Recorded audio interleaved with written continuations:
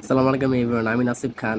আজকে কথা বলবো কিভাবে ব্যবসার জন্য ঝুঁকি নিতে হয়। প্রথমত হচ্ছে যে বাজেট সেট করা, যেটা হারালে আপনার তেমন কোনো ক্ষতি হবে না, অর্থাৎ স্বল্প মূল্যে বাজেট সেট করা। দ্বিতীয়ত হচ্ছে যে মার্জিন রেখে বিনিয়োগ করা, অর্থাৎ একটা পরিমাণ টাকা আপনি এক জায়গাতে একেবারে দিয়ে দিবেন না। আপনি হচ্ছে একটু একটু ভাগ করে করে সমানভাবে সব দিকে মার্জিন করে ওই টাকাটাকে ভাগ করবেন।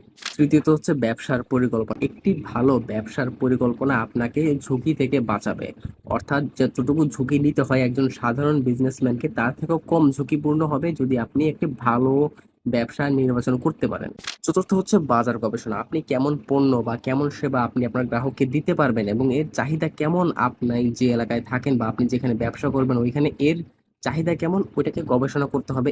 ধীরে ধীরে ব্যবসায় বিনিয়োগ করা উচিত। আমরা আছে যারা আছে একবারে সব দিয়ে দিই, একইবারে চাই আমরা অনেক বড় ব্যবসা করতে, আসলে তা না। ধীরে ধীরে সবকিছু শুরু করা